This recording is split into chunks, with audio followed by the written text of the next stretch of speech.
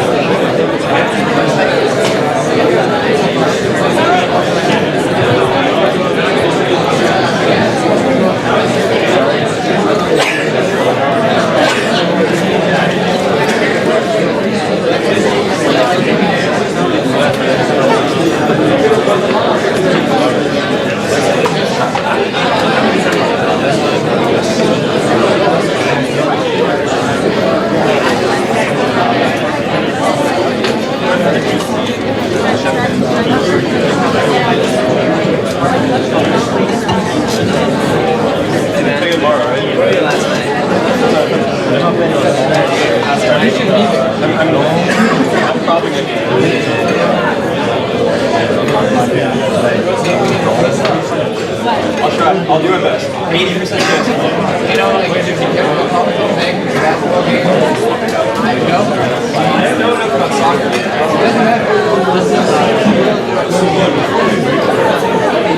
I'll do my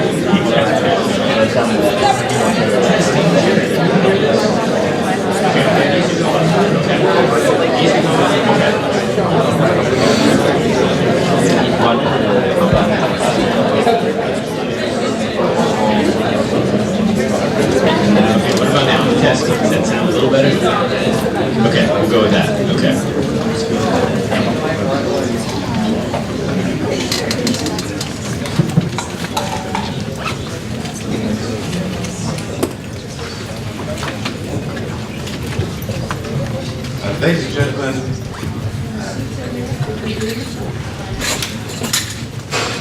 hello, good afternoon, and welcome. And a special welcome to our speaker, Senator Phil Gramm.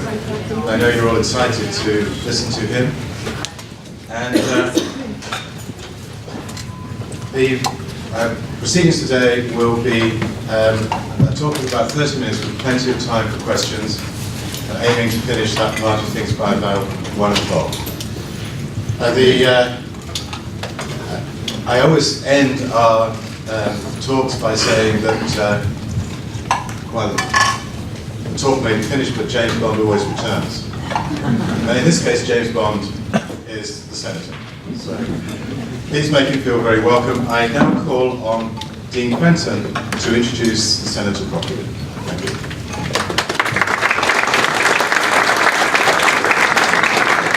Thank you, Dr. Dinesh. Good afternoon to each of you. It's a pleasure to have you with us today and to welcome to the Barney Barnett School of Business and Free Enterprise and to Florida Southern College today's speaker, Senator Phil Gramm. Senator Gramm earned his bachelor's, master's, and doctoral degree in economics from the University of Georgia. After earning his doctorate, Dr. Gramm taught economics for 12 years at Texas A&M University before entering public service in the U.S. Congress. Senator Gramm served both houses of Congress. He was elected to the House of Representatives for Texas's 6th District in the late 1970s. In 1984, Gramm was elected as a Republican to represent the state of Texas in the U.S. Senate. He retained that position until leaving the Senate in 2002. Senator Gramm sponsored and co-sponsored significant legislation during his time in Congress, including the Gramm-Rudman-Hollings Act, which focused on federal budget deficit reduction, the Gramm-Latta Budget Act that reduced federal spending, enhanced funding for the defense, and mandated tax cuts. The Gramm-Leach-Bliley Act, which modified Depression-era laws that separated banking, insurance, and brokerage activities. After serving in public life, Senator Gramm entered employment in the private sector with the UBS AG Bank as vice chairman. He spent approximately 9 years in that role. Today, he is vice chairman of the Lone Star Global Acquisitions Firm and a visiting scholar at the American Enterprise Institute. Senator Gramm lives with his wife, Dr. Wendy Lee Gramm, near San Antonio, Texas. Ladies and gentlemen, please join me in welcoming to the podium Senator Phil Gramm.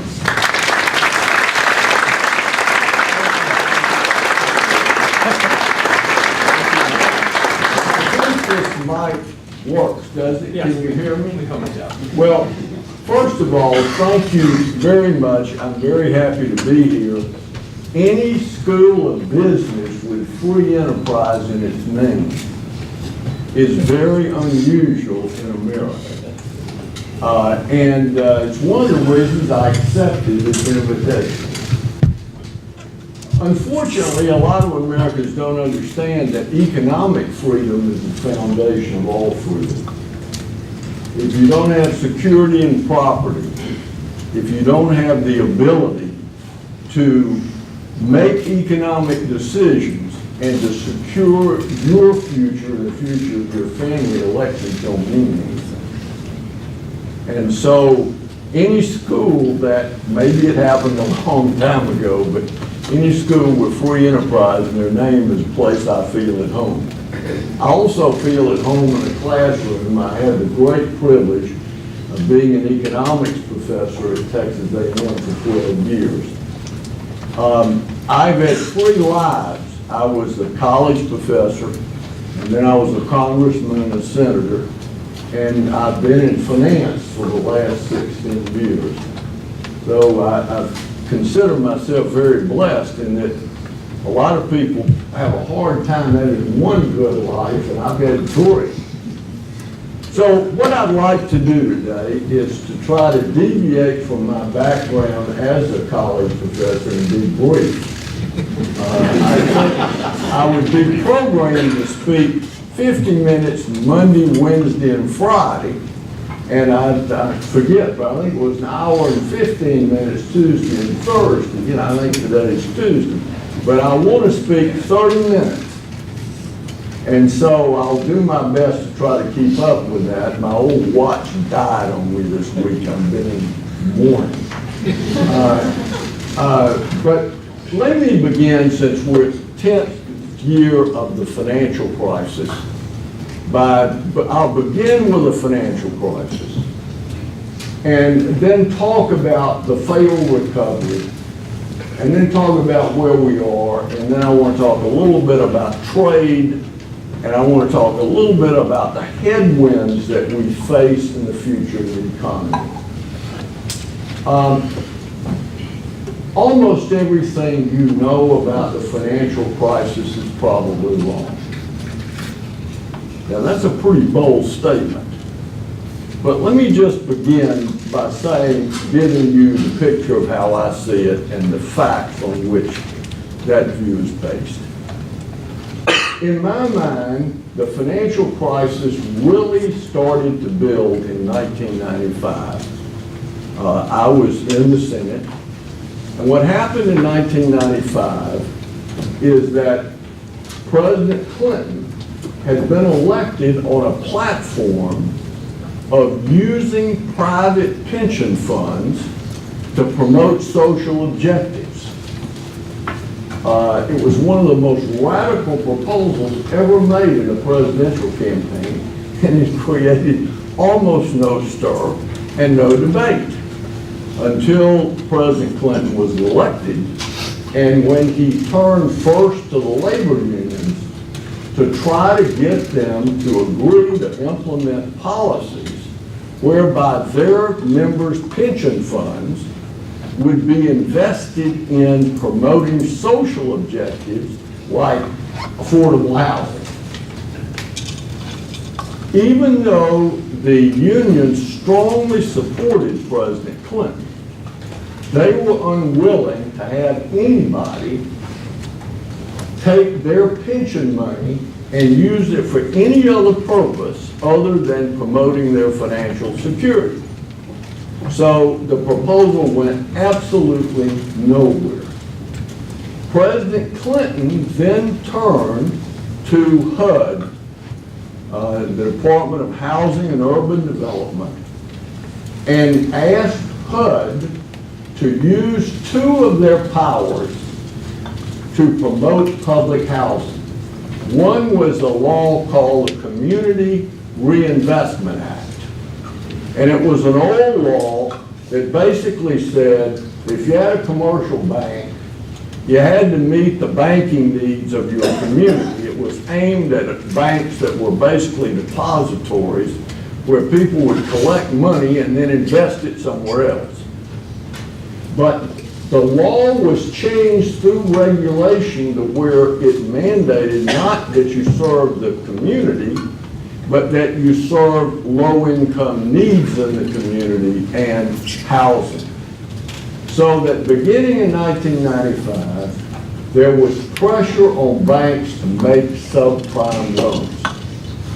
Now, a subprime loan is a loan where the people would not normally qualify for the loan, generally for two reasons. One, they don't have a down payment, or two, they got very poor credit ratings. The second thing HUD did is that it mandated, and Congress approved it, a mandate that Freddie and Fannie, the two housing agencies, hold at least 27% of all the assets they held in subprime loans. That was then increased over the years until Freddie and Fannie were required to hold 57 cents out of every dollar of assets they held in subprime loans. So that by 2007, 40% of all the home loans in America were either subprime or you couldn't tell because they didn't have a paper trail that really told you what the income level of the person was, what their credit rating was, or what the down payment was. Now, this didn't look that risky because we live in a country where from 1946 until 2008, we had never had a year where the aggregate level of housing values had declined. And we had regions. We'd had the S&L crisis principally in the South and in Texas. We had had other regional banking problems on bank failures, say in New York or Chicago, but never did it have an effect in driving housing prices below the average for the previous year. And what happened in 2008 is that the Federal Reserve Bank was beginning to raise interest rates very slowly. And so what happened is people started to begin to question subprime loans. Purchases started to decline as banks started to be concerned and started to deny loans. And then when housing prices started to fall, you had huge numbers of people who had virtually no equity in their home. Many of them, if they'd had the mortgage for several years, they'd gotten a second lien. And so now the house was worth less than their mortgage, and so they jumped in the SUV and drove off and left the keys on the floor in the house. And we had a massive default on these loans. Now, ordinarily, this would have been a shock to the economy, but there was another factor.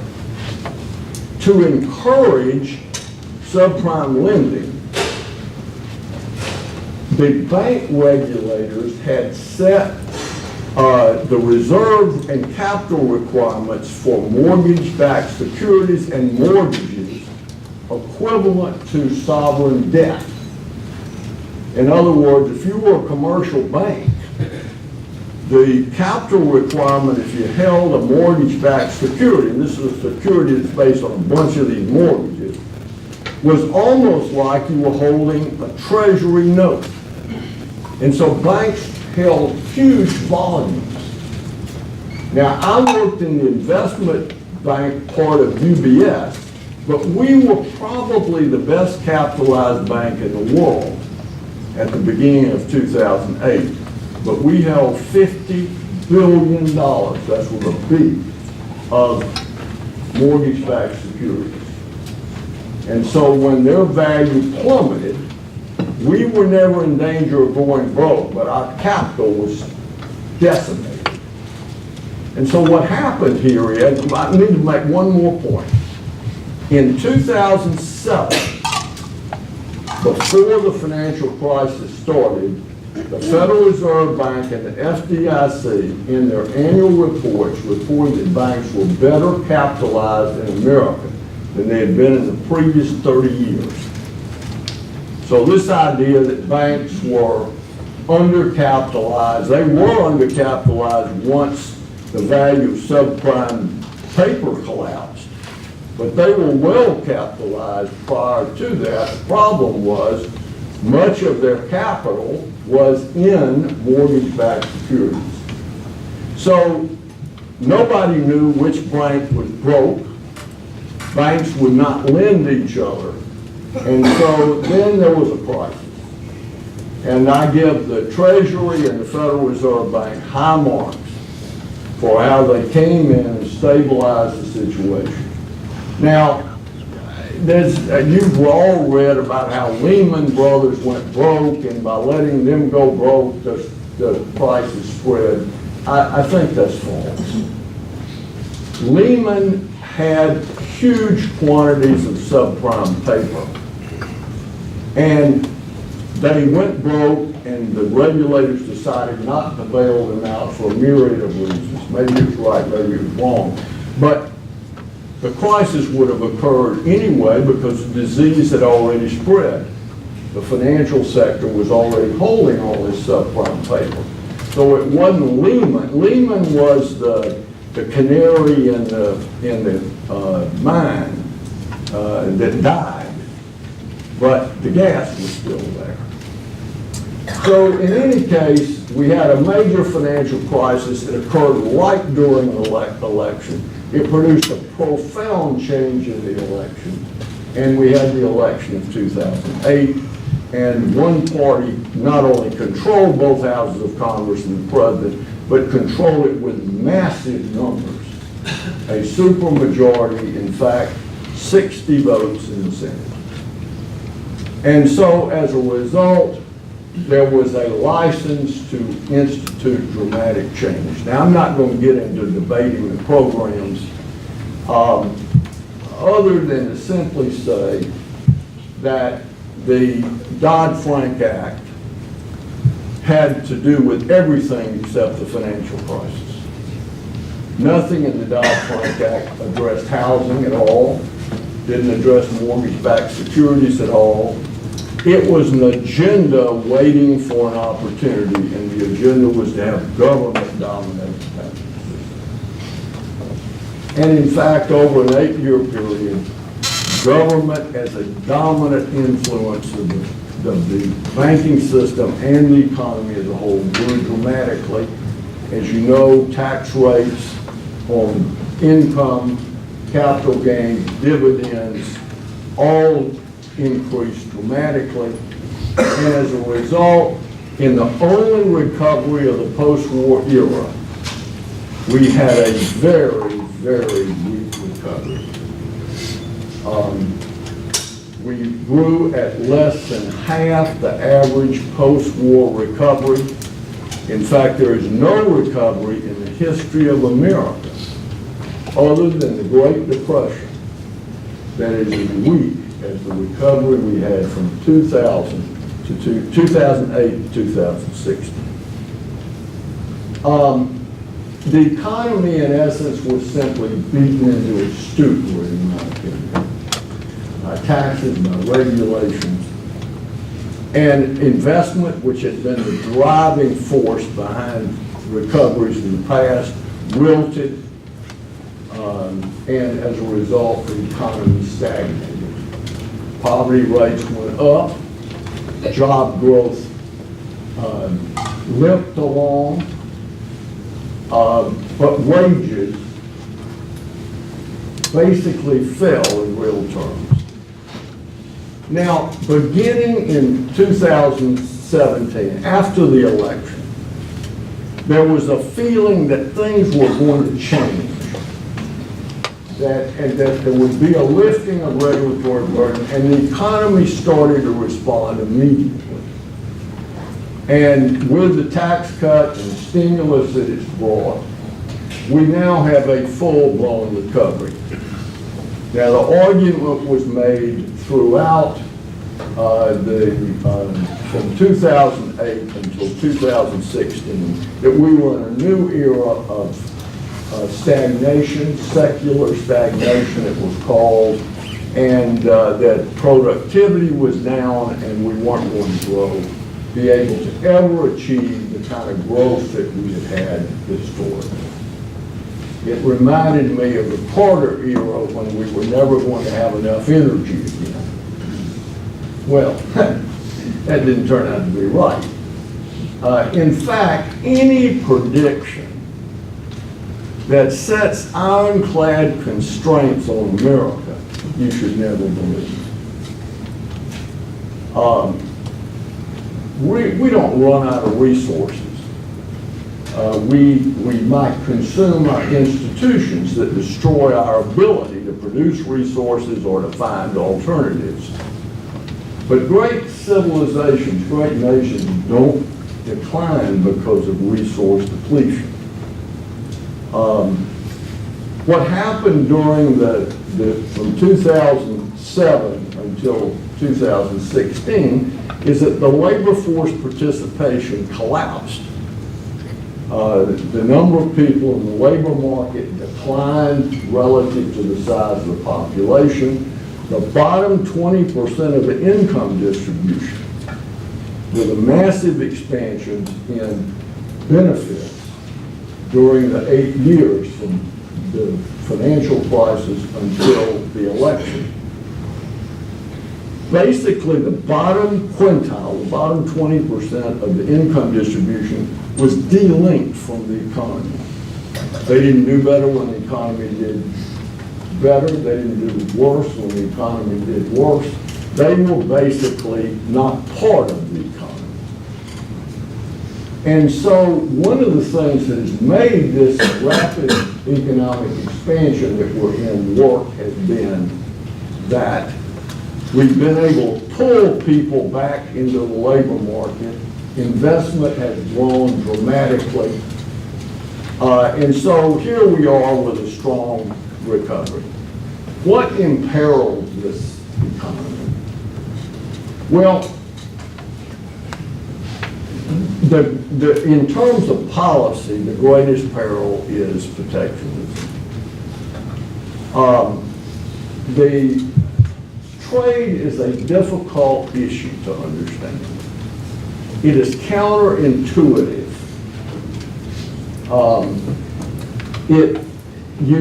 It seems reasonable to say that if I'm buying something from you and you're not buying something from me, I'm being cheated.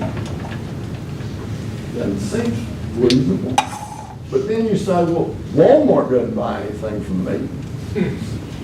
I buy stuff from Walmart all the time. They've never bought a single thing from me. They never put, except for the food they've sold me, they've never given me any business whatsoever. So why don't I not go to Walmart? Well, when you start applying the principle to the real world we live in, you see that it's nonsense. It's single entry bookkeeping. It's single entry bookkeeping in that it acts like selling is all there is to any kind of value. As if a nation is prosperous by how much it sells rather than how much it has and consumes. So unfortunately, our president is not only profoundly wrong, in my opinion, on trade, and his views are at variance with all empirical evidence and all enlightened thinking for the last 200 years. But it is one issue that he feels strongly about.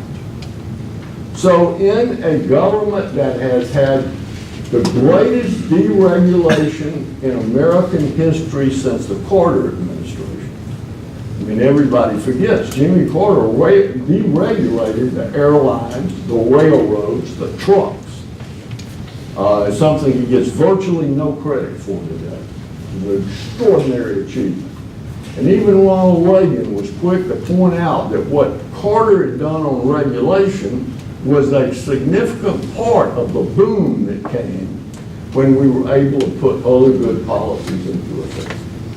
So I give the president and the Congress high marks for what they've done on lifting regulatory burden, I thought the tax cut, well, there was a bunch of stuff in it that was a waste of money, there always is. I thought it was good. Almost A-level work in my opinion. Our trade policy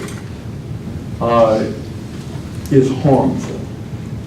Now, if the trade policy is aimed at opening up trade, if this is a negotiating ploy, that might make sense. But what bothers me is that when I see what we're negotiating to get, none of those things make sense.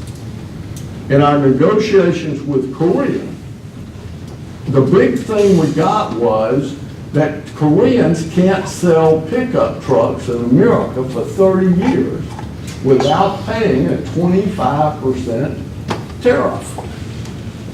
That cheats every pickup truck buyer in this country. one of the first trade actions of the administration was to protect sugar.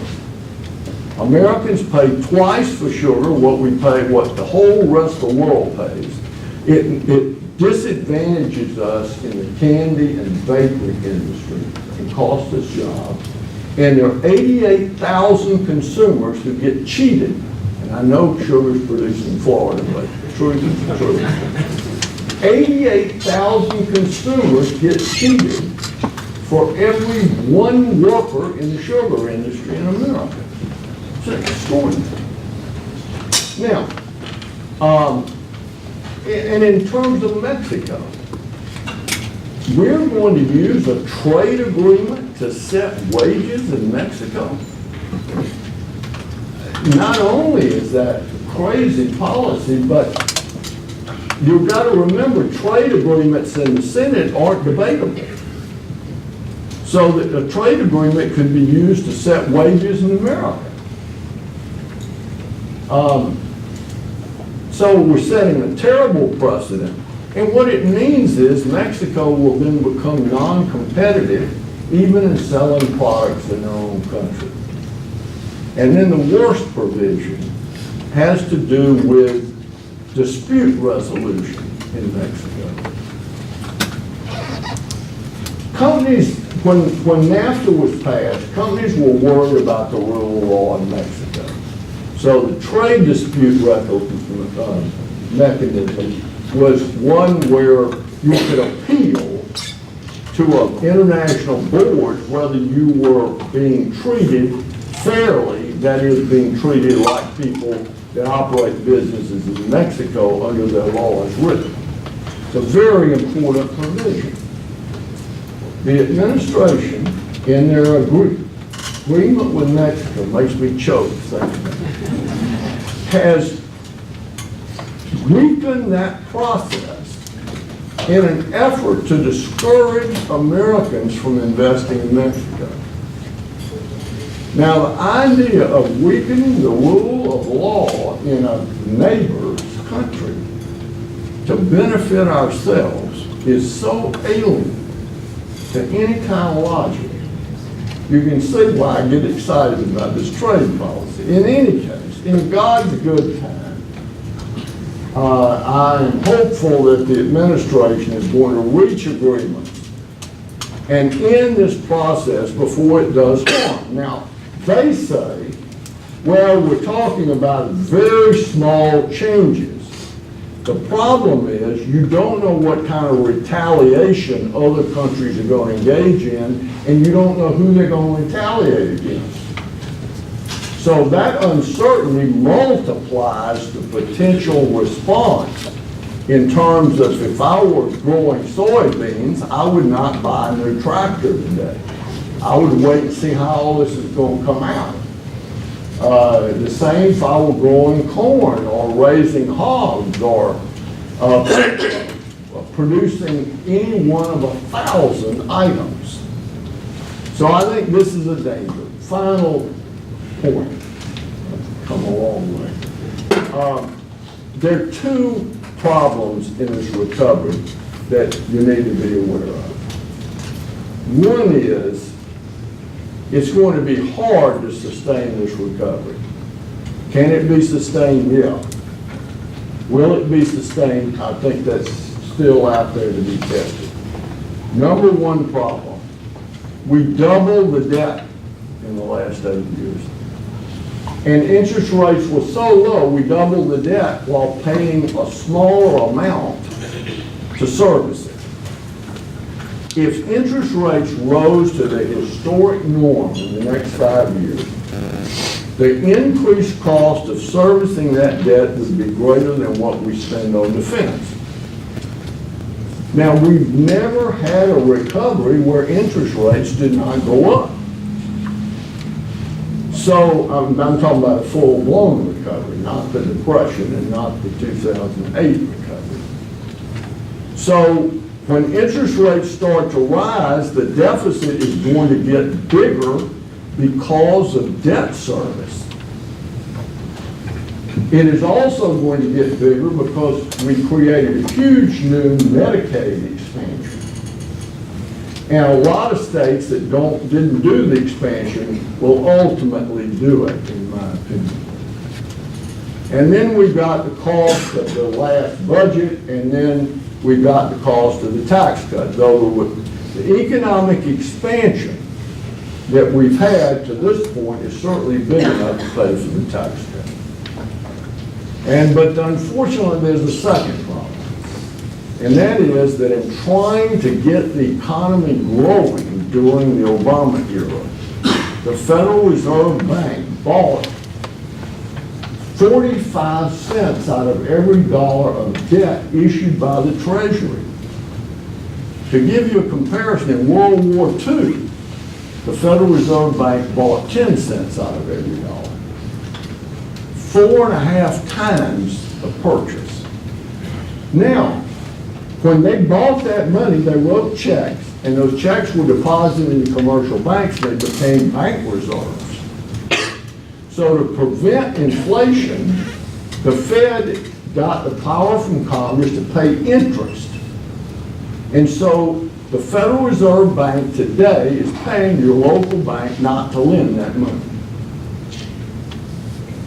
Now, the myth you read in the paper is, oh, the Fed's got this plan, they're going to decide when to raise rates, they're going to do it slowly. They don't control it. If interest rates go up and the spread between what they're paying banks and what banks can get to lend increases, they're going to have to do something. And basically what they're going to have to do in some form is begin to sell those mortgage-backed securities and those government bonds, and that's going to compete with private borrowers. So if government's borrowing more to service the debt as interest rates go up, the Fed is selling more assets to reduce its balance sheet, then the competition with the private sector for capital is going to get bigger and bigger and bigger. Now, this can be dealt with. The economy has great strengths, the ability to overcome not only the disease, but the absurd prescription of the doctor. But this is another reason we need to try to do a lot of things right. If you turned over the government to me, I would institute entitlement reform. I would put in strict budgetary constraints to try to begin to bring this deficit down. Everybody knows it's got to happen. There's nobody alive that has any knowledge that doesn't understand we can't pay for what we promised people in entitlements. If we did it now, we could grandfather people who are close to retirement or already retired, but say to people that are 10 years away, just as Reagan did, we raised the retirement age from 65 to 67. And it's just phasing into 67 right now. We could easily keep the process going to 70. When Social Security started, the average American didn't live to be 65. You got benefits at 65. Then you had 24 workers for every beneficiary. Now, most people retire at 62, and you got 2 workers for every beneficiary. If you can make that work, you're better at math than I am. So in any case, the good news is the economy is good. Those of you who are getting ready to leave school to take a job, there are a lot of good jobs out there. I wouldn't be in any hurry myself. You got probably as good a job being a student as you're ever going to have. I know you don't believe it's true. And there are a lot of challenges out there, but we don't have a problem that we don't know how to fix. It will take a lot of hard decisions. A lot of political careers are probably going to be made and destroyed in the process, but that's what being in government is about. If you're not willing to lose an election, don't run. I always enjoyed my career because I would, if people didn't want to re-elect me, I could do something else. And I knew it wasn't personal. So I'd watch my colleagues go there and they'd agonize, what is this going to look like when I cast this vote? how am I going to explain it? Is this a problem? I never had that. It wasn't that I was any better than them, it's just that I liked the job, but it wasn't my life. And I think that's a very I wish we had more politicians took that view. Anyway, I don't know what I've done on the time. Hold on. Pretty good. I'm only 7 minutes. All right, so let me stop. I'd be glad to try to answer any question. Let me answer one question of one part before don't give me 2 or 3 questions. For one thing, I'll forget them. And number 2, I want to be sure I give everybody a chance that wants to do one.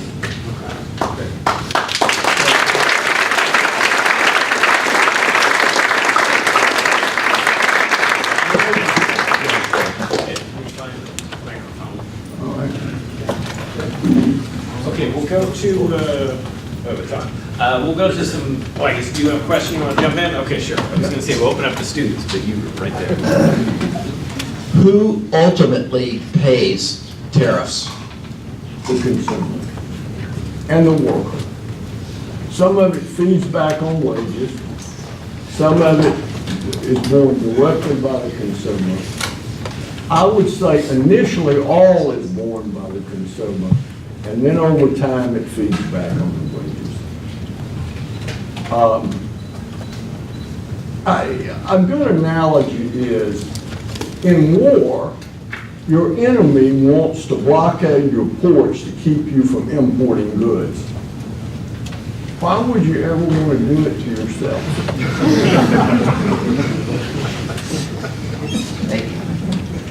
Yes, sir. Yeah, well, let me run the microphone. An hour ago, the Associated Press reported that China's... Yeah, talk loud, young man, because people yelled at me over the years, I don't hear it. An hour ago, the Associated Press reported that China is announcing a retaliatory tax increase of $60 billion on U.S. goods, including coffee, honey, and industrial chemicals. What do you predict in terms of the political, social, economic response to that? Well, I think it's going to be harmful. I think it's going to put people out of work. I think it's going to hurt the president politically at some point. I'm not surprised. You got to understand, as I've tried to explain to the administration, you got to understand that China has a history of being humiliated by the West, being overpowered. And so it is impossible for a Chinese leader to appear to be beaten down by a Western leader. So we're going to make them hurt so badly that they're going to do what we want to do could never work. Whereas logic might have worked if we had not gotten into this trade war with Europe and we had gotten all the developed nations together and said to China, you're either going to open your market more and you're going to end the share of forcing companies that operate in China to share technology, or we're going to throw you out of the WTO. They would have done it. For one thing, they realize this policy is not helping them. You know, I've been trying to get the Chinese to open up their financial market. And so any governor of their central bank will tell you, we know we need to do it. Our problem is getting it done politically. So there are a lot of things they would like to do that we could easily ask them to do that would benefit us. They know what they're doing is stupid. But you got to realize that they got a dysfunctional political system. Okay, next up. Tim over here. Wait for the microphone. Switch off. Do you think it's possible to have sustainable 3 to 4% GDP growth per year, concerning the, after 2008 you mentioned that it seemed that this under 2 growth may just be normal? And concerning the debt and rising interest rates, do you think it's possible in the future that?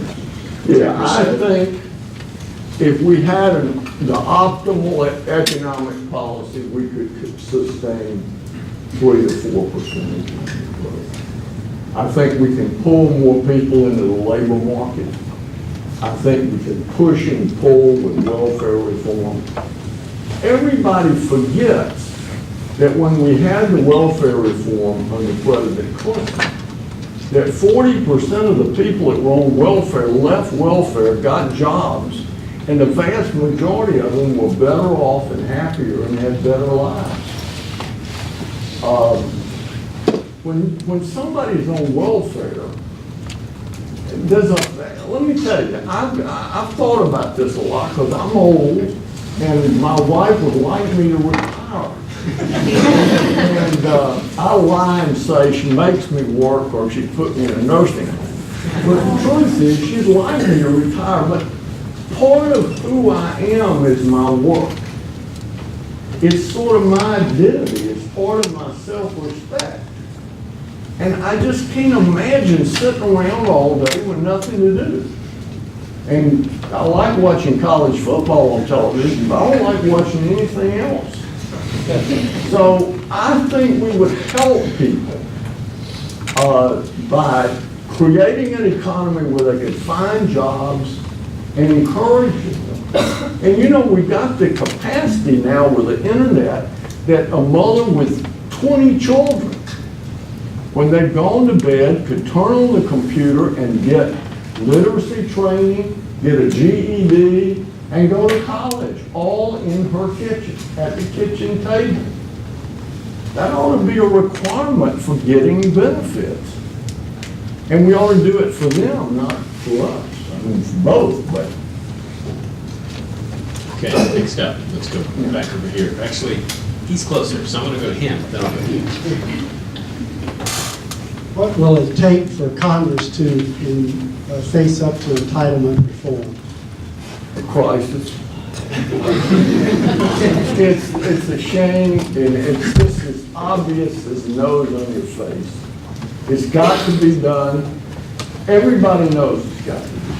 There's not a member of Congress that doesn't know it's got to be done. But it's not going to be done until there's a crisis, and then it's going to be done so quickly that you're going to have one of the things that we should avoid in society, and that is changing the rules quickly.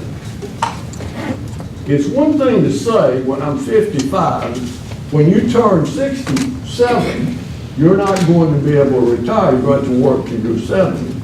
I got 13 years to adjust to it. But it's another thing to say it's going to happen tomorrow. People set their life plan, and I'm not saying that you can, there's sometimes you don't have any choice. But you can avoid that if you get out front. And I don't see it happening. Clinton thought about it Clinton came very close to doing this. And I was very much involved in it. And Clinton wanted to do it. He understood it. And he understood that if we could build a system on wealth rather than debt, that everybody'd be better off. But in the end, there's a profound political effect. Because if you got wealth, you need a wealth manager. If you got a government debt, you need a politician. And so it changes the political dynamics of the country. And that's why it didn't happen. Yes, sir. Okay, here we go. So we just talked about kind of GDP growth and also creating jobs. And my question is, I know that most of those tariffs are made to protect domestic industries. And so right now we also faced a long time when we had low interest.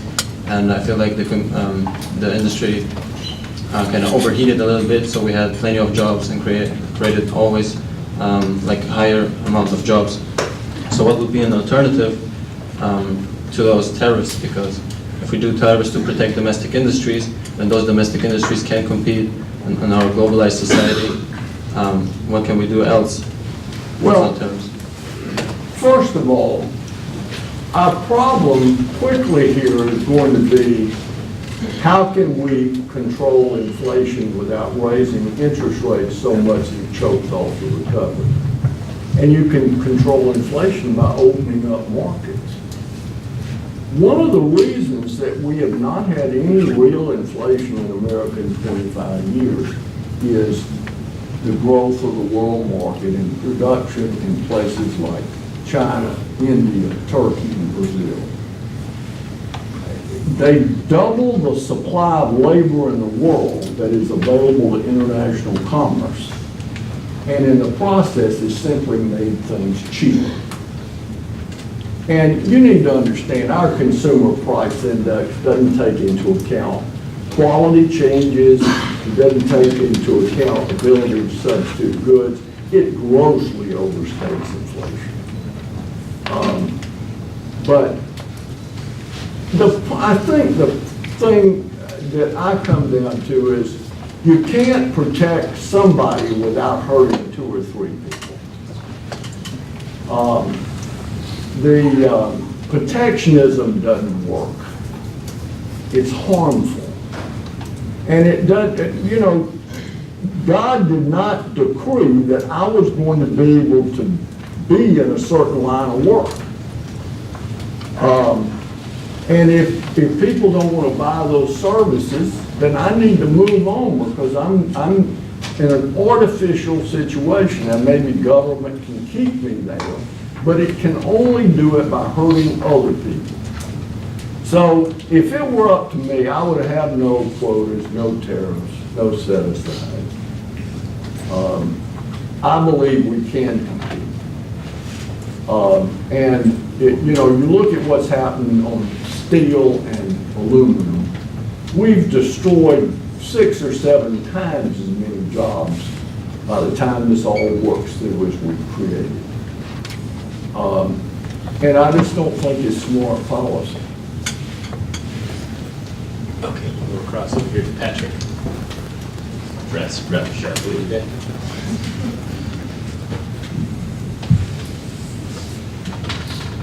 If tariffs isn't the way to do it, what do you think it will take to make China let their currency float? Make China let their currency float instead of They artificially would like keeping to it do low? it, but to do it, you gotta have free exchange where people can take the RMB and convert it into other currencies. And they are fearful that they could have a capital flight. You gotta understand what's going on in China. You have had this tremendous growth in prosperity in China. The average Chinese worker is saving about 40 cents out of every dollar they earn. And because they don't know what's going to happen in the future. There's tremendous uncertainty. And you've got a lot of very talented people that have become quite wealthy. And if they could get some of that money out of the country where they knew it was protected, they would do it. And to have a free floating currency, you've got to allow people to exchange the domestic currency for international currency. And that's the part they fear, and with some legitimacy. Now, in the end, you're either going to have a modern economy or you aren't. And China's going to have to do things that induce people to want to have their money in China.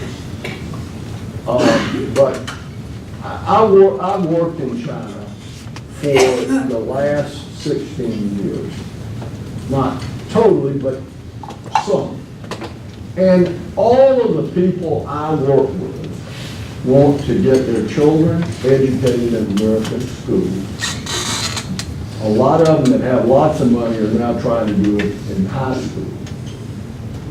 Their goal is to see their children become American citizens so they have dual citizenship.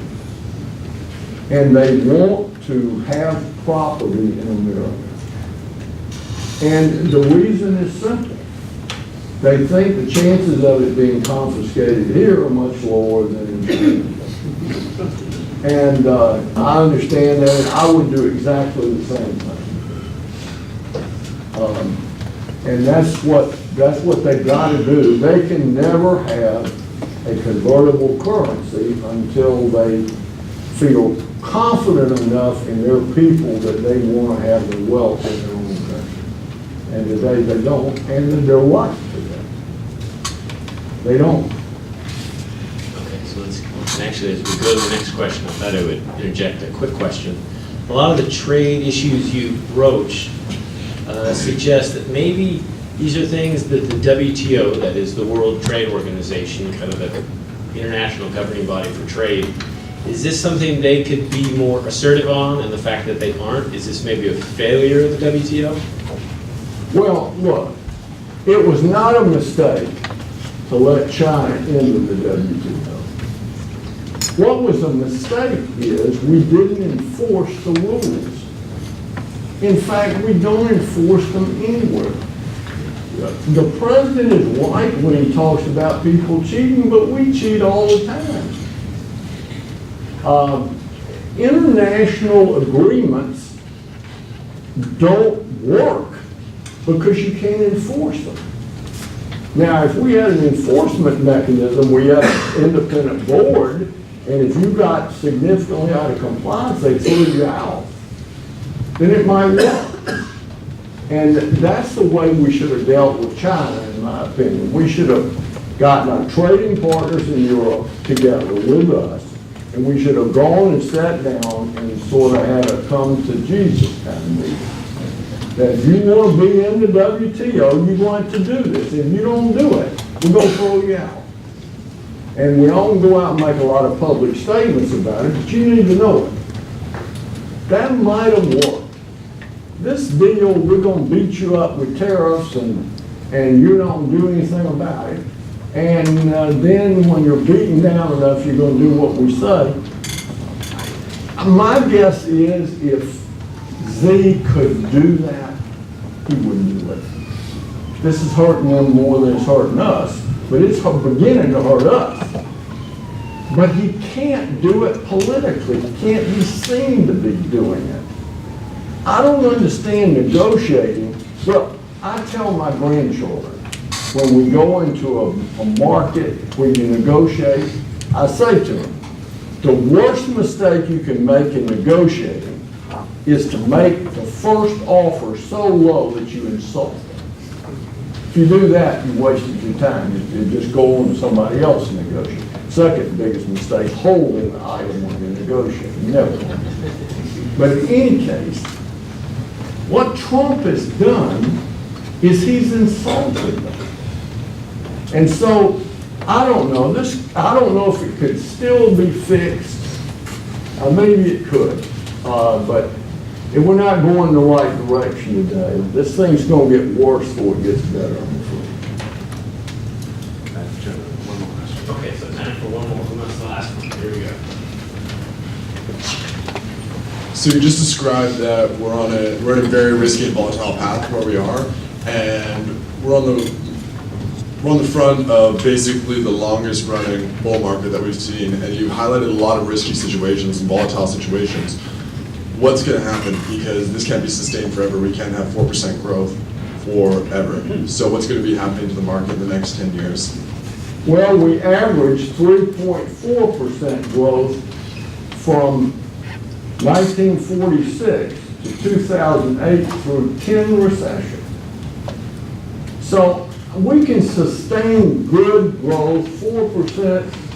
If you did everything right, you could probably do that, but we're never going to do everything right. The bull market, I don't know.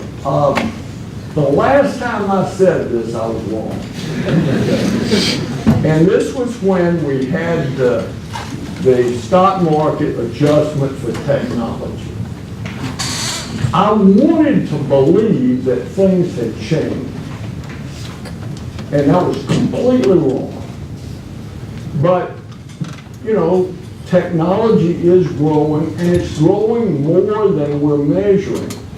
You gotta realize, when you're dealing with this machine, this has replaced so many things. I don't mail letters anymore. I don't have to buy stamps. I don't have to go to the post office. I don't have to throw away the paper. I don't have to have a GPS. I'm in instant contact. I can go fishing and be working. What is the value of this? We virtually don't measure it. So, in all fairness to Obama, things were not good when he was president, but they were better than we were measuring, because when the technology produces more steel or more automobiles or more mattresses, we can measure it.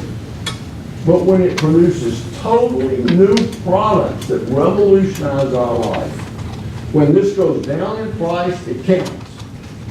But when it came into the market, we had no way of saying, what is the value of the internet? What is the value of instant communication? And so none of that is captured in GDP growth, or in prices, or in productivity. So more so than any time in my life, our economic numbers are wrong. And we know they're wrong. We just don't know how to fix it. So again, I just go by, I'll leave you, I think you're getting ready for me to quit. I leave you with this thought. We got a lot of problems, but we don't have a problem that we can't fix. And it's not going to be easy to fix.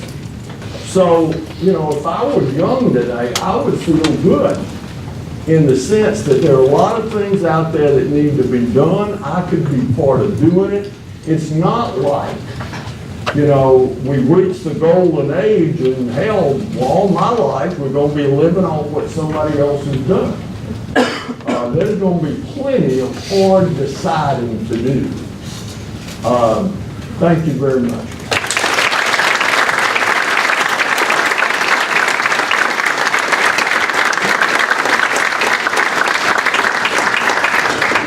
Thank you very much, Senator Gramm.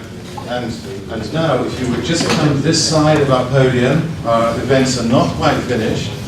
I'm calling upon the Provost, Dr. Fedler, to present this year's Freedom Medal to Senator Dr. Gramm. The Forest Southern College Prize in Economic Freedom is awarded annually to figures making the highest possible contribution to the cause of economic freedom. As Senator Gramm mentioned, for economic freedom and human flourishing to grow, there needs to be the right soil, the right conditions, the right economic conditions, the right legal conditions and safeguards, and the proper political environment. And this is reflected in our past and current recipients. Past recipients of the Prize in Economic Freedom have included Fisk Johnson III, Chairman and CEO of SC Johnson, Dr. Ed Crenshaw, past President of Public Supermarkets, and Mr. H.F. Buckley, a best-selling author and professor of law at George Mason University School of Law. So you can see that two have come from business, one has been in the area of law, and our esteemed recipient comes from all three, it seems to me, but particularly economics. Because Senator Gramm has been a true champion of economic freedom throughout his life. He has not only taught college students the benefits of free enterprise and market economies, he has also, through his work as a public servant in both the House and the Senate, sought to place restraints on the size and scope of government. He has championed competition in the banking and other sectors to promote free flow of capital, and has promoted market solutions to serve the best interests of all Americans. So it's only fitting that we award this year's Prize in Economic Freedom to Senator Phil Gramm.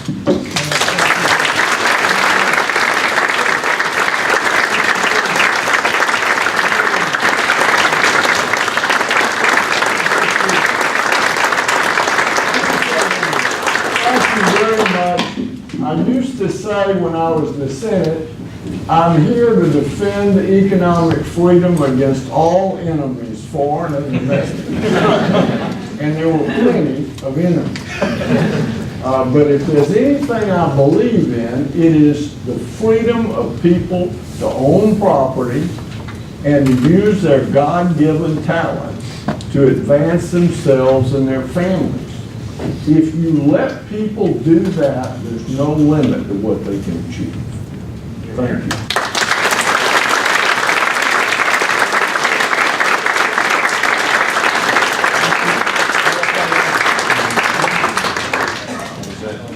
Thank you again, Senator Gramm. And do remember that we have further events coming. And as I always say, this particular event is finished, but James Bond always returns, except that next time it's going to be Jane Bond. So make sure you're there for Rosa Maria there, who will be talking about freedom issues in connection with Cuba. It's also the Cuban refugee.